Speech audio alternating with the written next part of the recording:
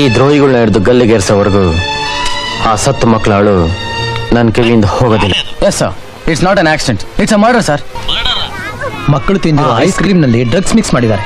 ನಾನ್ ಶಾಂತಿ ಪ್ರಿಯ, ಹಿಂಸೆ ಗಲಾಟೆಗೆ ಅವಕಾಶ ಕೊಡದೆ ಶಾಂತವಾಗಿ ಕೈ ತೋರಿಸು, ಬೇಡಿ ಹಾಕ್ತೀನಿ. ಹೀಗೆ ಶಾಂತಿ ಶಾಂತಿ ಅಂತ ಭಾಷಣ ಬಿಗಿತಿದ್ರೆ ಈ ದೇಶ ಒಂದಲ್ಲ ಒಂದ್ ದಿವಸ ಕಣ್ಣೀರಲ್ಲಿ ಮುಳುಗೋಗುತ್ತೆ.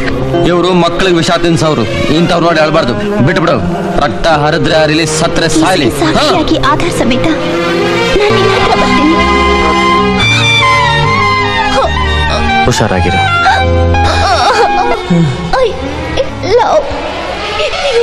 ಜ್ಯೋತಿ,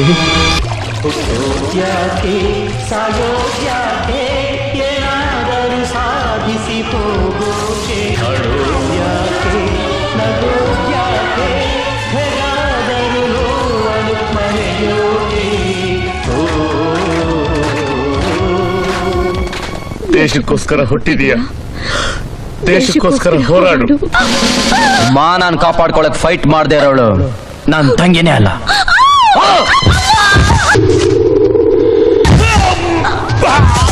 ಅವನು ನಮ್ಮ ಕೋಟೆಯೊಳಗೆ ಬರೋಕ್ ಮುಂಚೆ ಅವನ್ನ ಸಾಯಿಸ್ಬೇಡಿ. ನಾನ್ ಕಾನೂನ ಕೈಲಿ ಹಿಡಿದಿರೋದು ಭಗವದ್ಗೀತೆ ತರ. ಅದರಲ್ಲಿ ಕುರುಕ್ಷೇತ್ರನೂ ಇದೆ, ಧರ್ಮ ಯುದ್ಧನೂ ಇದೆ.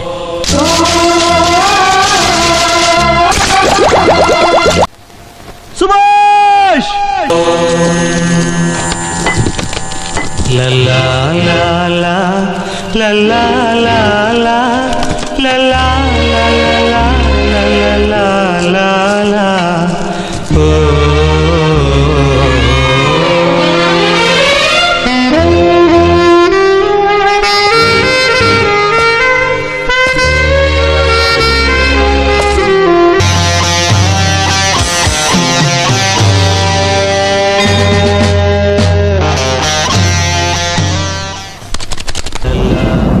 ಶಾಂತಿ ಕ್ರಾಂತಿ ಸಿನಿಮಾ ರಿಲೀಸ್ ಮಾಡಬೇಕು ಎನ್ನುವುದು ವೀಕ್ಷಕರ ಅಭಿಪ್ರಾಯದ ಮೇರೆಗೆ ಮುಂದೆ ಬರ್ತಾರ ರವಿಚಂದ್ರನ್? ಕಾದು ನೋಡೋಣ.